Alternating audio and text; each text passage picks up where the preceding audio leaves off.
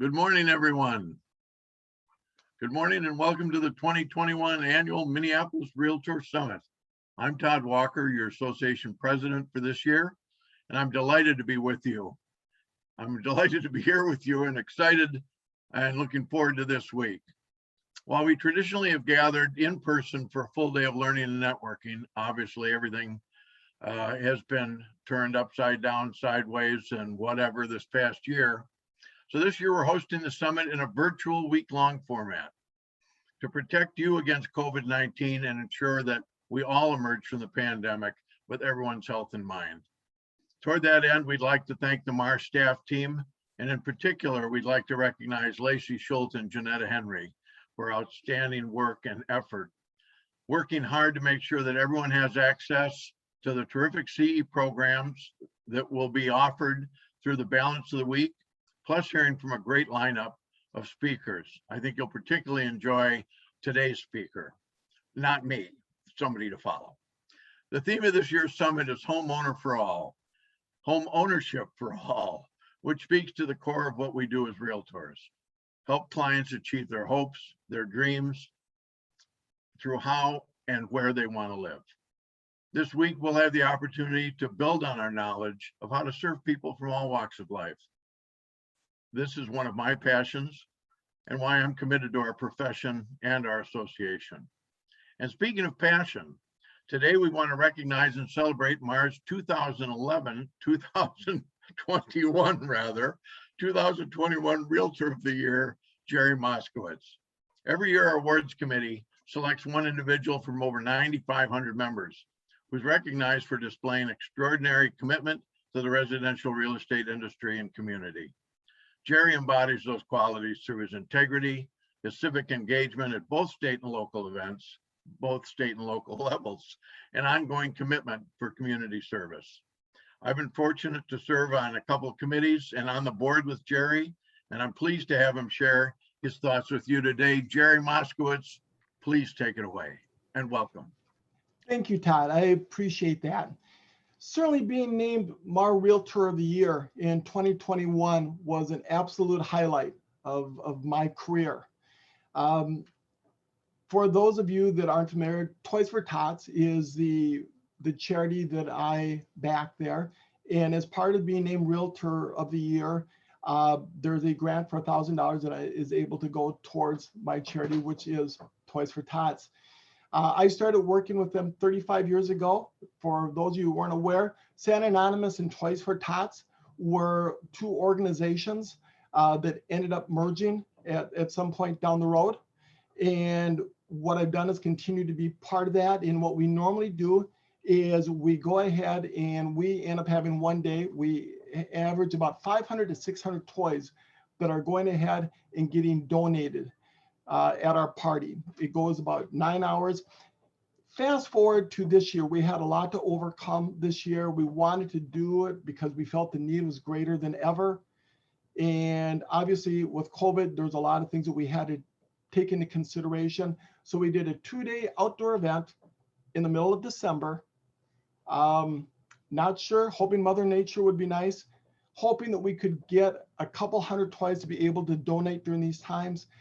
And very proud that we had 1,020 toys, which shattered our record for the most toys ever that we've got for our event.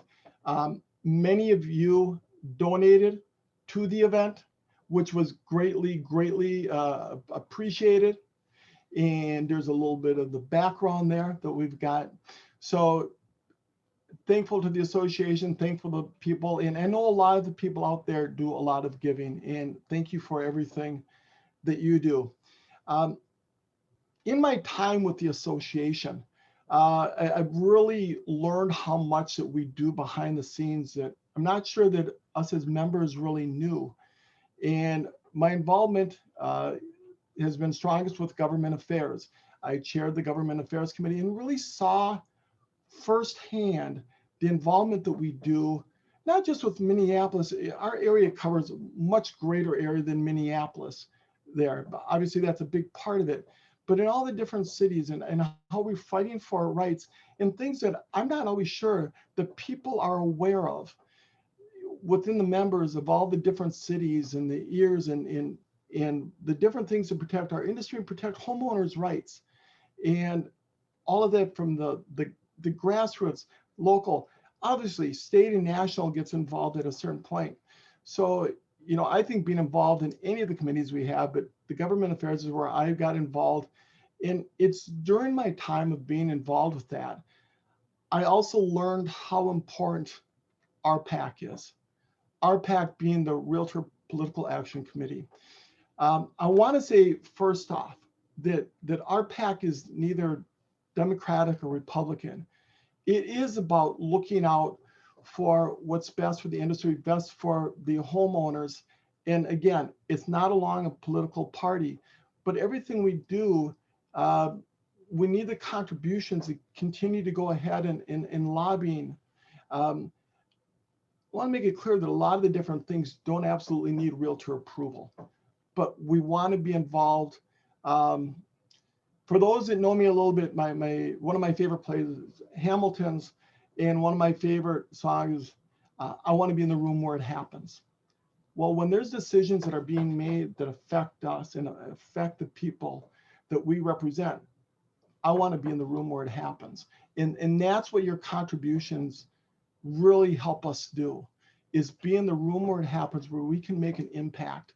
You can go to the Minnesota Realtors webpage here, and you can go under RPAC and advocacy, and you can go ahead and make a difference, make a contribution. Even a little bit helps in what we're trying to accomplish and protect our rights. I will be honest and say it wasn't that long ago that I looked at it as just being an expense. Shame on me. As I got more involved, I saw that all we did in a matter of time, I've become a major investor. I'm not saying that every people have to, but I saw the value of being a major investor. And now I am very proud to be a major investor, knowing what a difference we're able to make. But again, whatever we can do, we don't want to be complacent. We want to go ahead and continue to keep making a difference. And one last thing I'd like to say here to people is, we have 11 committees with our Minneapolis area realtors. If you ever want to be involved, please do. It won't be that long. We'll be looking for people for different committees. You have a chance to make a difference. It helps you be a better realtor. It helps you see what goes on in all different aspects there. You have that opportunity. Not everybody gets that opportunity to make that same type of difference. So if there's ever a question you have, please feel free to ask me. If I don't know the answer, I'll find the answer for you. Once again, I thank you for being here. I can't tell you how excited I am to be the Realtor of the Year. Like I say, biggest honor of my career by far. Thank you. And now I would like to turn it over to our CEO, Carrie Chang. Carrie, please take it away.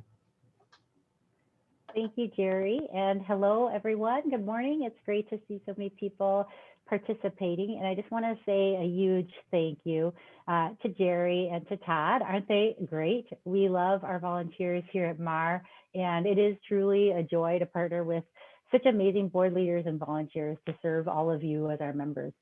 Even during this crazy market, these two gentlemen have continued to give generously of their time and provided steady leadership for the association in so many ways to ensure that all of you as our members are supported. So without further ado, as I know everyone's busy, we do want to get the program started, and I am excited and honored to introduce Paula Monthofer, who will be kicking us off with her program entitled Ambassador of the American Dream.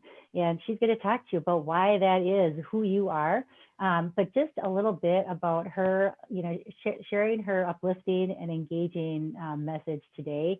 I thought you might like to hear some of her story. So one blustery summer evening after a hard day of work at the Singing Banana Telegram Company in New Jersey, young Paula dreamed of owning property. And now a home and investment property owner, she's also a realtor. So she is one of us. She was a 2017 Arizona Realtor President. She sat in the seat that Todd has sat in. She was the 2019 NAR RVP. She's a national speaker. You may have seen her at some of the NAR events. And she is also a pro-level pasta eater. So I think some of the tips being given in the chat earlier while we were warming up might be helpful. I know you were applauding for the Italian suggestions. So please, everyone, join me in welcoming Paula to the Zoom room. And I'm excited to hear what she's going to share with us today. Take it away, Paula. Thank you so much, Carrie. I'm so excited and thrilled to be here with all of you. The only thing that would make today better for me is if I could be with all of you in person. So first order of business is we were talking about some hot dishes in the chat box earlier. I need all of you engage with the chat. I want to use it during this keynote. I want to get to talk with you and engage with you as much as I can in this format. So I need to know right now, it's very important. What is your favorite hot dish? Please put it in the chat box so that I can see. I need to learn these things. I hear most of them have tater tots in them. I don't know what else is in them. So please put it in the chat box right now. Let me know. A ham hot dish. All right, Tim, I'm in. I'm into the ham hot dish. Now, are there tater tots on that? Denise says just a straight tater tot hot dish. Denise, any protein in that hot dish? Or are we just going all carbs with that, girl? I'm not opposed. I'm just curious which way it's headed. Denise is saying add some ground beef. Okay. Paul's saying tater tot, hamburger, and cream of chicken. I am so down. I cannot wait. Who is going to make these for me when I come and visit all of you? All right, Katie, I'm going to try to go there with you right now. Katie's saying tofu enchiladas. Don't mock Katie. All right. If Katie's putting it up, it's probably delicious. All right. Leroy is saying green bean tater tot hot dish, and you can add whatever protein you like. Jerry's saying tater tot hot dish. I love that you guys are just saying, like, in my mind, I'm literally picturing just tater tots, like that. There's nothing else, like maybe some cheese, but just tater tots and a hot dish. Goulash, noodles and beef and red sauce. Oh man, that sounds good. Kati is saying top it with cornflakes. I am down. Jerry's saying, ooh, green bean is a great one as well. These are my people here. Katie's saying that her tofu enchiladas are delicious. Lots of cheese and spicy, so don't be judgy. Come from curiosity instead of judgment. And Barb's saying just add a lot of cheese to whatever casserole, hot dish that you're making. See, I have learned something new today, so thank you, all of you. We are going to keep using that chat box, so keep talking to me in there. I may or may not be able to catch all the comments as they're going, but I want to be able to engage with all of you as much as we possibly can. I am so thrilled that I get to spend the time with you and that I get to remind you of some things that maybe you forgot about yourselves. So that's what you have to look forward to for the next hour. But if we're going to get started and we're going to talk about how you are the ambassadors of the American dream, I want to be real with all of you. And if I'm going to be real and we're going to have a real conversation as well as we can in this format, let's start from where we actually are. Let's start from real, okay? Now, I know that the eyes of the world have been on your community. I know that the weight that must be adding to your days, that what you are dealing with in your community is something that is powerful, triggers really strong emotions, and is something that is ongoing. So first off, right off the bat, I want to hear from all of you. Tell me in the chat box, give me 3 words for how you're feeling. There's no right or wrong here. How are you feeling? 3 words to tell me how you are feeling right now. Because here's the truth of things. We must be real with how we are. We have to come from an honest place. And if we want to go further, we've got to be real about what is happening now. So give me 3 words. There's no right or wrong here. Just write 3 words in the chat box for me about how you are feeling. And here's what I want you to know while you're doing that, while you're writing that, while you're thinking about that, is that there is a space for all of the emotions, all of them. So people are sharing, I'm feeling optimistic. I'm feeling relieved, happy, excited. I'm feeling on edge. I'm feeling exhausted, concerned, recommitted. I'm feeling hopeful. I'm feeling open. Thank you for all of you that are sharing. It's a beginning, Debbie's saying. Guys, there is a space for every emotion that you are feeling. And what I want you to understand is that rather than running from them and pushing them down and trying to cover them up with something numbing like alcohol or binging a TV show, and I am telling you the things that I do, okay, or food. That's another way that I like to cover things. If we sit with the emotions that we're feeling. So one of my friends just shared that she's feeling sad and tired, but also hopeful. If you give yourself a chance to truly sit with your emotions and how you are feeling, let them come, be with them. That's your emotional guidance system. And when you sit with them, like most monsters that you're afraid of that aren't real, when you actually face them and sit with them, they lessen and you realize what you are able to do when you can focus your thoughts, because you're in control of your thoughts. The thought that is going through your head right now, your current thought, is completely 100% within your control, but we let it run on its own. So I want you to start paying attention to your emotions and understand that a negative emotion is a warning bell. Anxiety, fear, sadness, those are all warning bells. That's your emotional guidance system helping guide you to understand that something is off. When you pay attention to that, you keep it from entering your body as like backaches and stomach aches, and anxiety-ridden stress affects your body 100%. So first thing we need to do is be honest and real about how we're feeling. So baby, how you feeling? Got some more answers here. Leroy is feeling proud to be a realtor. Get it, friend? As well you should be. Every one of you deserves to be proud of the work that we do.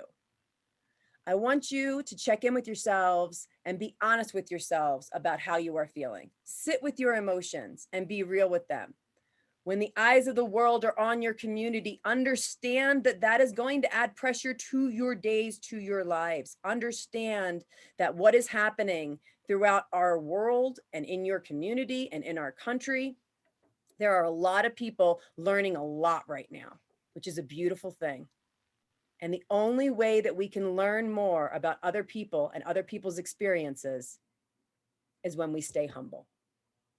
So now that we know how we're feeling and how you're actually feeling, when you're feeling negative and you're down on the floor, don't stay there. We're realtors, right? We help people find better places to live. Do not live on the floor. You're going to fall down from time to time. That's going to happen. Just make sure you don't set up residency on the floor right where you fell down. We need you to get back up again. You are vital in your communities. That's part of what I'm here to remind you about today. And I would be remiss if I did not take a minute and thank Lacey. Do you know how amazing this woman is? Do you know how hard she works for each and every one of you?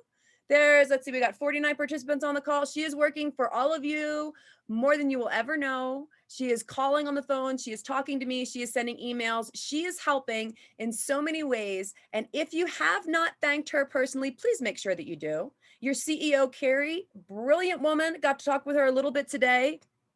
Absolutely amazing. You know what she cares about? All of you getting it right. Making sure that the speakers are connecting to all of you. Making sure that she's honoring her volunteers. These are the people that you have in your corner. You've got amazing resources available to you. Your President Todd and your Realtor of the Year, Jerry, absolutely inspiring me before I come on to inspire all of you. You've got amazing people in your association. And I don't doubt that I'm speaking to a lot of amazing people right now as well. So let me take you back a little bit. Let's go back in time to when you first became a realtor. Oh, hit me in the chat box. Tell me how many years we're talking about.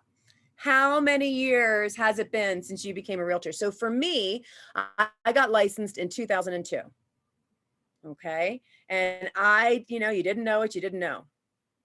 I'm seeing I've got 14 years. I've got somebody, my friend Leroy's been with us for 30 years. Jessica's 26 years. Deborah's been doing it 21 years.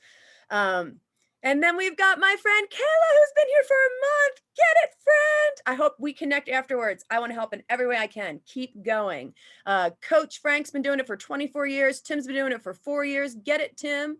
M. Hanks, 43 years. Oh my gosh, we have an emeritus with us. Let's go back 43 years, go all the way back. 1 month, Kayla, go all the way back 1 month. Let's go back, friends. Let's talk about our code of ethics. Let's talk about that oath that we took when we decided that we didn't just want to be licensees. We wanted to be realtors, right?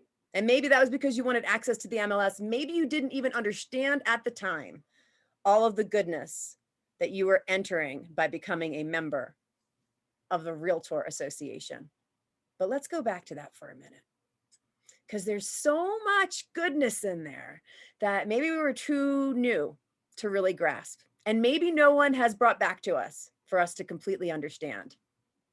But in the preamble, we give a promise. That's a huge promise. Now, if you're a dork like me, you think the preamble is beautiful. You think it's written like poetry and it's gorgeous. It is one of the most beautifully worded documents. I love it. And this is how it begins. Under all is the land. I love that first sentence, okay? You cannot deny that. It is true and it is like poetry, okay? Under all is the land. Now here's where we come in. Upon its wise utilization and widely allocated ownership depends the survival and growth of free institutions and of our civilization. Whoa, that's some heavy stuff. Let's break that down for a second, okay? Under everything is the land, under everything, okay? So it applies to everyone, everywhere. Under all of us is the land. Now, if we can use this wisely, it's going to promote the survival and growth of our civilization. But there's another part to that sentence, the widely allocated ownership part. That's us. That's what we do day to day. Going back to what Jerry was saying about RPAC, 100%. This is where RPAC comes in. RPAC is where we make good on that promise that we made in our preamble. Because that widely allocated ownership is under threat. When we lobby Congress and Senate, which we do every year, to maintain FHA loans, we are maintaining and upholding that widely allocated ownership. Because otherwise, the only people that could have ownership would be a few. It wouldn't be widely allocated. It would only be a few people that would be able to afford that. But if this experiment of America, if this dream that we had is to persist, if it's going to survive, then that ownership can't be held by a few. The land that runs under all of us, that must be widely allocated in ownership. And that is the work that we do day in, day out. We lose sight of that because we are crawling around in crawl spaces, or a key fell through slats on a deck and we got to go fetch it. We lose sight of that. But it's right in our preamble for us.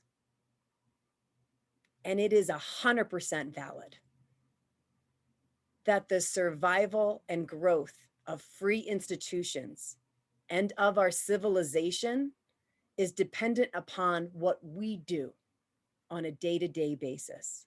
You have every reason to take great pride in that, and you should. And with that pride, we must also understand that that privilege comes with responsibility, because we are the ambassadors of the American dream. And the American dream is a phrase that's been said so much, it can almost become like a piece of gum. It's been chewed so long, it's lost all of its flavor, right? Until you press keys into the hands of a first-time home buyer. Until you're able to move a grandparent back closer to their grandkids, which is changing everybody's quality of life, right? Until you're able to help someone achieve greater financial independence by setting up an investment property for themselves so that their family for generations to come are going to have some passive income to rely on. Then it's not trite anymore. I can't say that in a room filled with my peers. I can't talk about those instances without smiles spreading across the room like butter on a hot bun. This is what we do. This is who we are. We gave a promise in our code of ethics, and every day we get the privilege of upholding that. We are the ambassadors of the American dream. We are the ones who literally hold the door open for people. And our job is to make sure that we're not only holding the door open, but we're holding it open wide enough so that everyone, no matter what size, shape, or space that they are coming from, can fit and are welcome and can find home. Now, if you want to take some notes today, you might want to write down a side of a page, hopes and dreams. So I'm going to break that down for you. Each letter is going to stand for a different idea.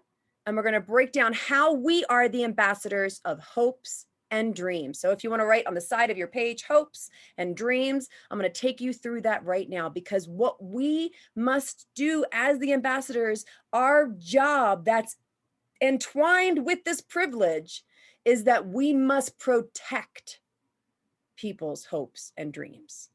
That is what our job should be. I've got a couple comments here. Leroy is saying, people do not write as amazing as our founders. I love reading and listening to the writings of our past. Me too, Leroy. I get wildly inspired when words are written so eloquently, like our preamble is. We have every reason to take pride that in 1913, we chose to sanction ourselves. We chose to say we are privy to a lot of personal information. We could use it for our own benefit, and we should not. I take great pride that we did that. Celebrating, Leroy's also saying we should celebrate the ability to own land and property, because there are people in countries where people cannot own it. Exactly right. That's why when we created our code of ethics in 1913, they said, listen, this experiment of America isn't going to work if this ownership is not widely allocated. You're getting it, Leroy. I'm so glad you're picking it up what I'm putting down. I'm going to take you through how we can protect people's hopes and dreams now. So the H for hope is humble. I'm going to tell you guys this right now. You have an amazing lineup of classes this week and next week, but you will not learn a darn thing if you think you already know it all. If you think you already know everything about race and real estate, then there is nothing that you will learn in next week's class. If you think that you already know what every person's experience other than yours has already been so that you can tell them, then you will not learn more. Only when you are humble are you able to learn and are you able to grow. We must remain humble. All I ever learn is how much more I need to learn. For example, I just learned that it's not Leroy, it's Leroy. And I've been saying it wrong this whole time, and I apologize, my friend. We need to be humble. We need to recognize that there is more for us to learn. I've been teaching fair housing and diversity and inclusion for more than 10 years. The beginning of last year, I was asked to go and speak to Long Island. If you have not seen Long Island Divided, write it down, and that is a must for all realtors to check out. In preparation, I felt like I needed to learn a lot more. And then 2020 continued. And I realized I need to learn so much more than I thought I needed to before. And I share that with all of you because there's always more for us to learn.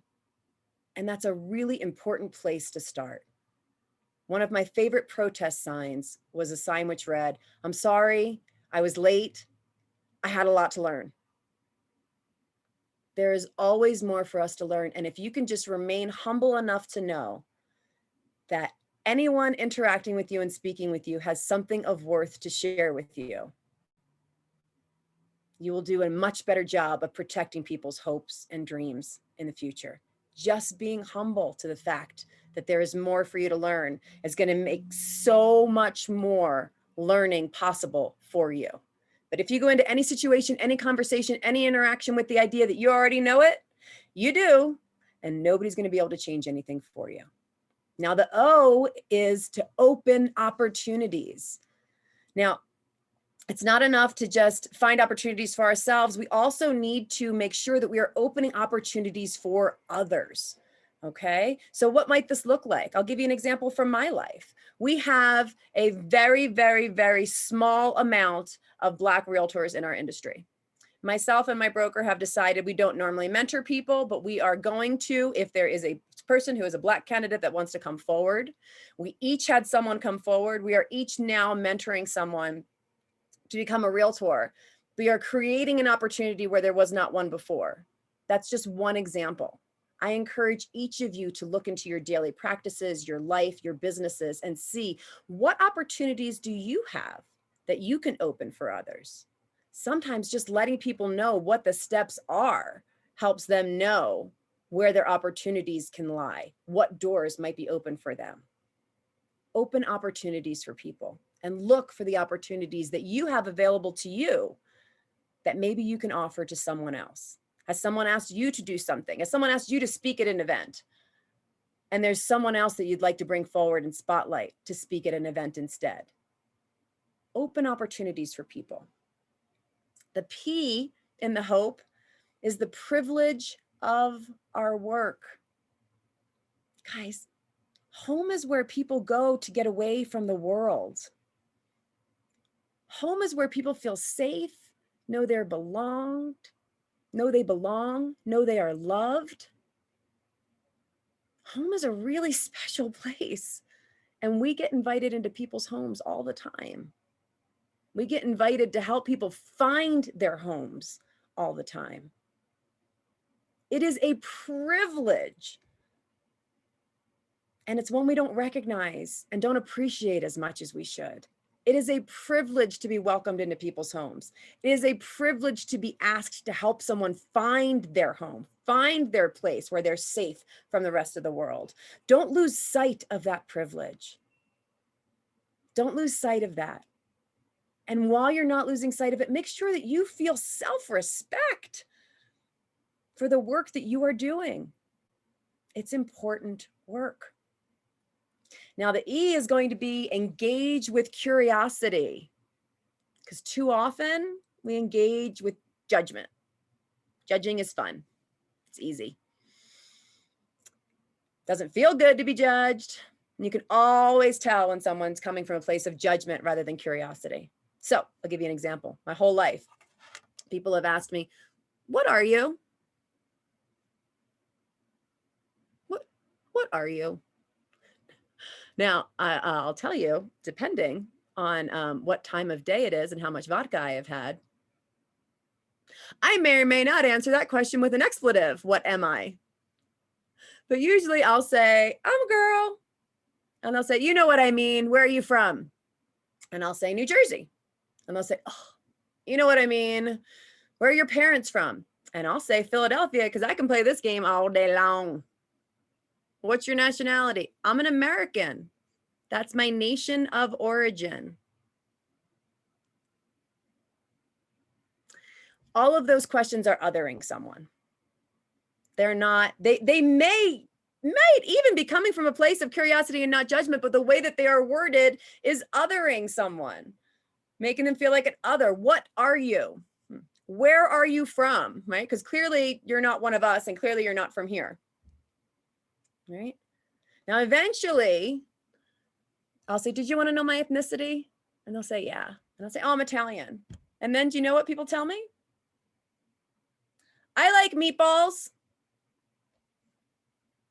I'm sorry, what? I don't know where to go in the conversation with that when someone tells me that they like meatballs. I don't know where to take the conversation. I'm a little bit at a loss. Or they immediately tell me of an amazing Italian restaurant that's near them. Engaging from curiosity instead of judgment. Wanting to know about someone's background, wanting to know about someone's heritage, all of that is lovely. Wonderful. Wonderful. How are you asking?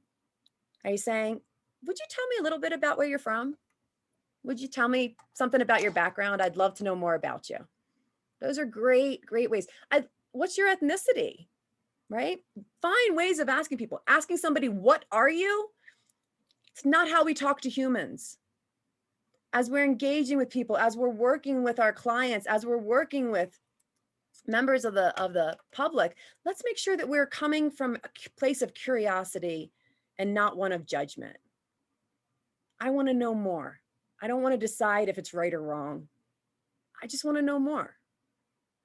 Coming from a place of curiosity will get you so far. Too often people are afraid to engage at all because they're going to say the wrong thing.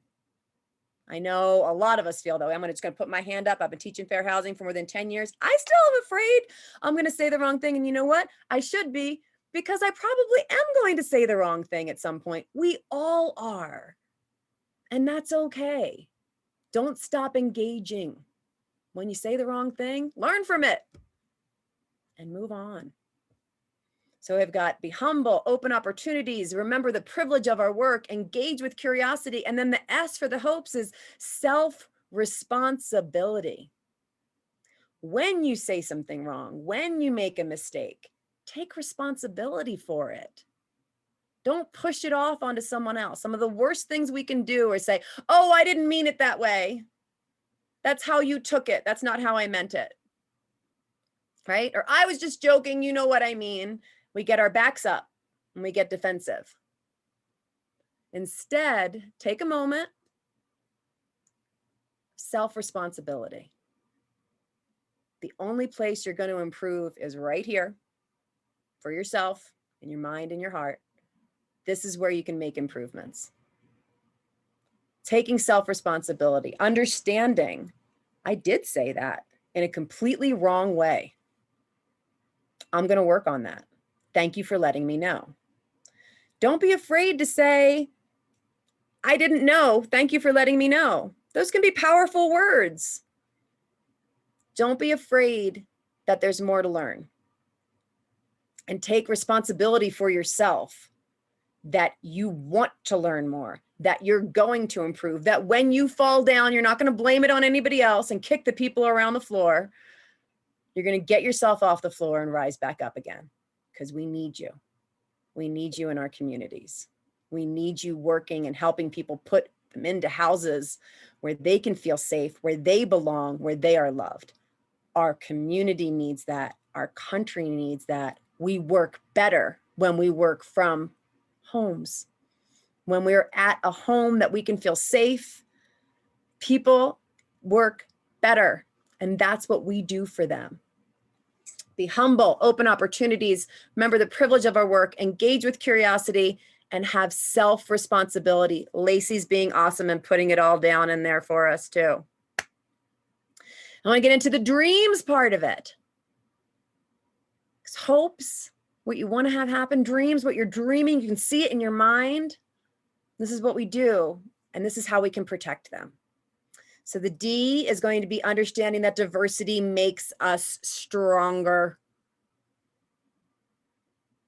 So often when I'm teaching fair housing classes, people will say to me, well, don't you think that they should learn our culture?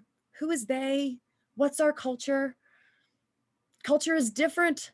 It's different in different cities. It's different in different parts of the United States. I've had that question come up so often that we just started talking about culture. And here's the bottom line. The culture that you have in Minneapolis is wildly different than the culture that they have in New York City, which is wildly different than the culture that they have in the southern part of the eastern United States. And all of that is completely different. They have their entirely own culture in California, totally different. So what is the culture then of America if it's different in each place? The best way that I could describe it is that America is and always has been a diverse mix of cultures, and that is where we get our strength from. The more experiences you have with different people, the more facets there will be to your personality. The more diversity we have in our community, the more facets there will be to our community. When you look at a diamond, it is most brilliant when it has the most facets. Our diversity is our strength. Our diversity is what makes us stronger. and important to discuss whenever we're talking about diversity is inclusion. Because it's not enough to say, hey, we want everybody, if we're not acting in ways that people know that they are another and not othered. If we're not acting in ways that people know that they are included, that they belong, that they are wanted, then just saying diversity isn't going to do it. But know without any shadow of doubt in your mind that the experiences that you get the privilege of collecting are going to make you more brilliant the more facets those experiences have. Diversity makes us stronger. Diversity makes our communities stronger. The R in dreams is to recognize and respect our power. I don't think we do. I don't think that we as realtors recognize at all the immense power that we possess through our day-to-day lives. Do you understand that the people who you have helped get into houses, get in investment properties, purchase whatever kind of property that you have helped them, or sell whatever kind of property you have helped them?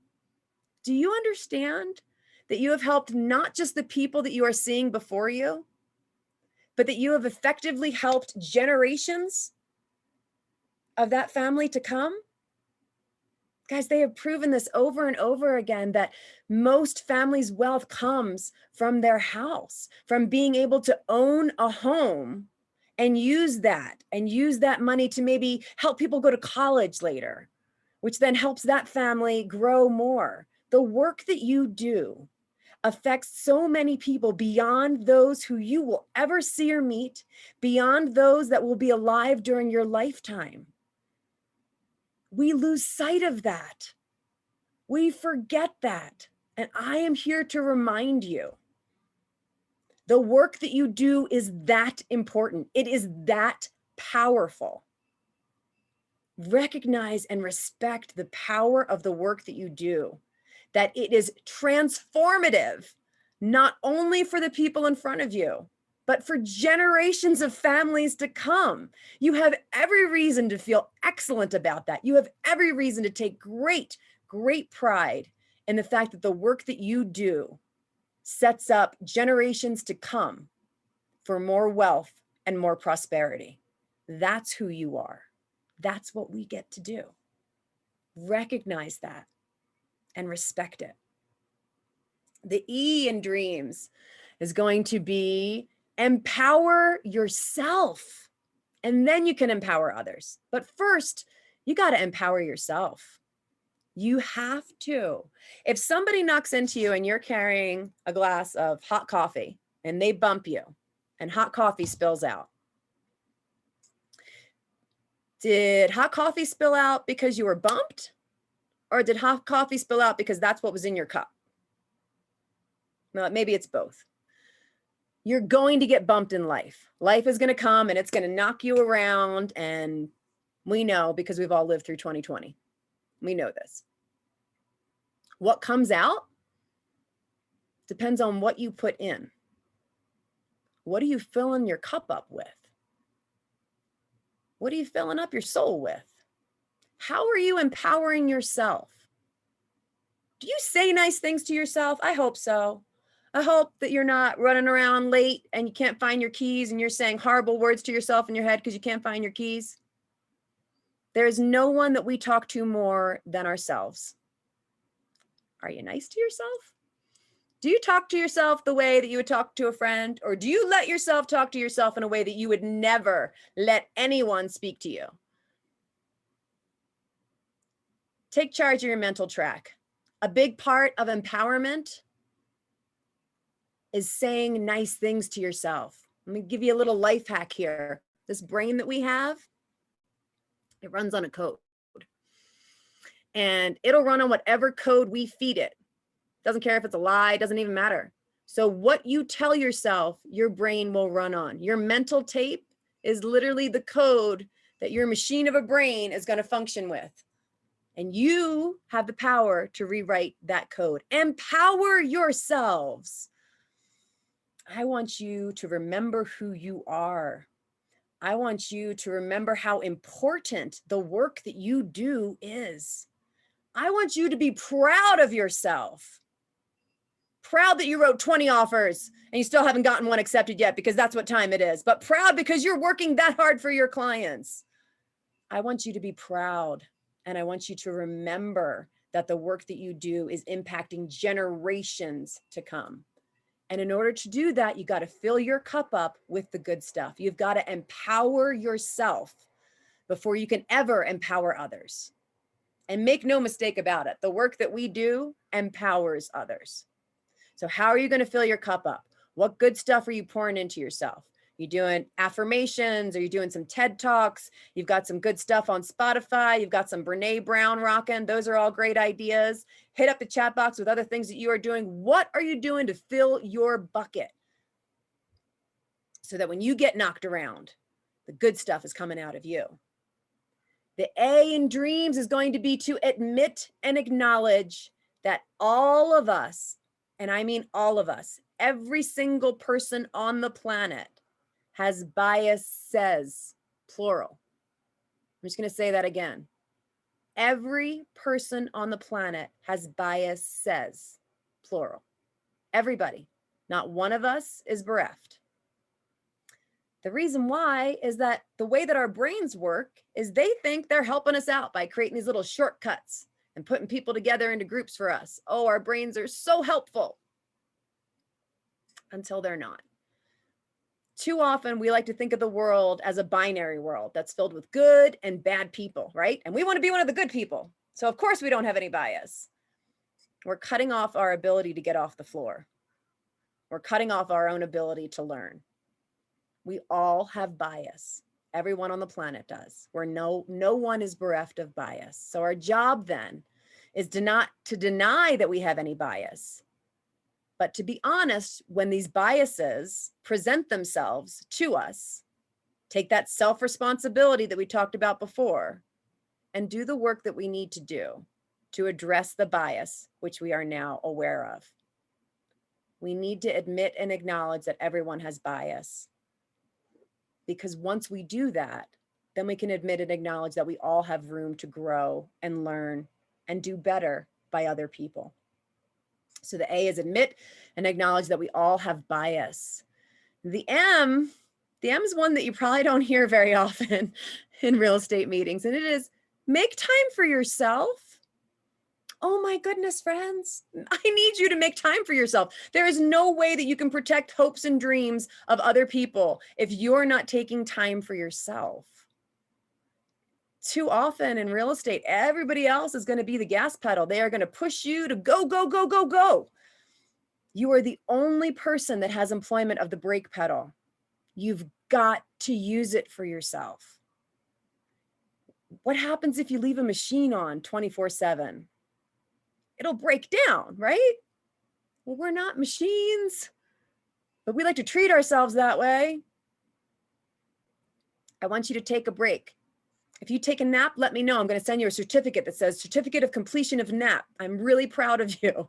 I want us to start celebrating self-care the same way we celebrate people pushing themselves too hard. Take a nap. Take a break. Switch your little phone into airplane mode and don't get any notifications for 5 minutes. It'll be okay, I promise. You're allowed to take breaks, but you are the only person in employment of them, and we need to do it more. Take time for yourself. I would love for you to take some time to just rest.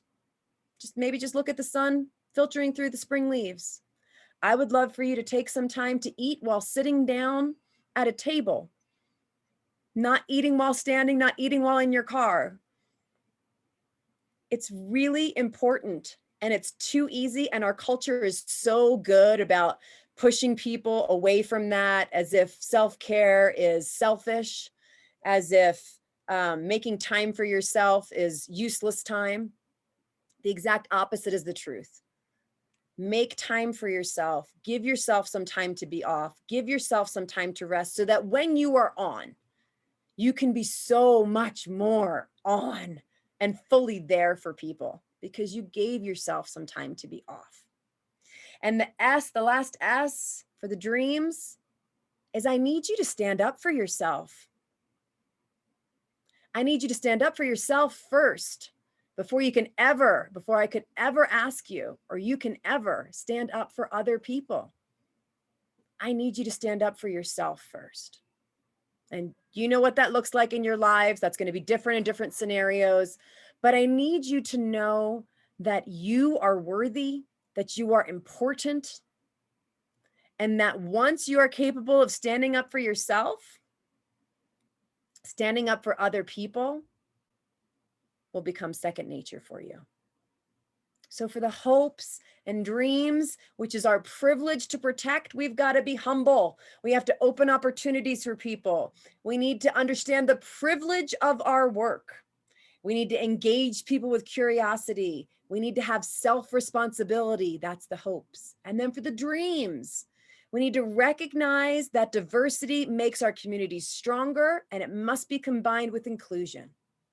That for the R, we need to recognize and respect our power in changing people's lives and the lives of generations to come. We need to empower ourselves and others so that we're pouring the good stuff into us so that we can give the good stuff out to others. We need to admit and acknowledge that every single one of us has biases. We really, really need to make time for ourselves. And I'm not kidding. I will send you a certificate of completion of a nap if you let me know that you've taken one. I'll be really proud of you too. Make time for you to be off so that you can be better when you're on. And then the last S is to learn to stand up for yourself so that we can stand up for other people. So we've talked about so much stuff in the last hour. I mean, from the code of ethics all the way through. But this is what I am hoping that you will leave today with. I want you to just remember. I don't think I'm telling you brand new stuff, but I think I'm hopefully reminding you of who you are. So my reminders to you are that you are the ambassadors of the American dream. You are the ambassadors of hopes and dreams of families, of generations to come that you will never get to meet. That's who you are.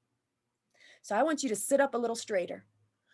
I want you to stand up a little taller. And while you are rising up, know that it is our unique privilege to not only rise up ourselves, but we get to help our communities rise up with us. That is our unique privilege that we have as realtors. So I need you to rise up.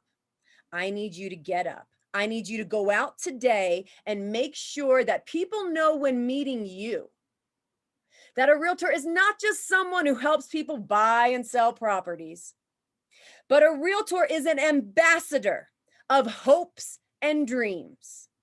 I want them to know that the work that we do today is going to protect them and their families and their dreams of generations to come. Make no mistake about it, my friends. Who you are and what you do matters and is important and makes a difference in lives of people you will never meet. Go out today, leave this session, and know how important you are, how worthy you are, and what a privilege it is that we get to share the title of Realtor. Thank you for being here this morning. I'm fired up. I hope I got all of you fired up. And before you leave today, make sure you are checking out the rest of the sessions that are coming. They have got incredible sessions this week and next week. The CE classes are only $10 each. Oh my goodness, what a steal. Lacey's putting up the site. She's got, there is your MAR website. It is mplsrealtor.com/summit, and you can get all the rest of the information for your sessions. Take advantage of these educational opportunities. If we're not friends on Facebook, find me. I'm the only Paula Monthofer. I'd love to keep in touch with all of you. I wish I was there in person to be with all of you, and hopefully I will be soon, but it is my privilege to have been able to spend this time with you today to hopefully remind each and every one of you how fantastic you are, how important you are, and how proud I am that I get to share my title with all of you. Thank you so much, everyone. Thank you very much for your time today. Thank you for all of the kind comments, and hopefully I'll get to meet you in person sometime soon and give you a big hug. Go out there and kill it. Take care, everybody. I appreciate all of you and your time. Bye, everyone.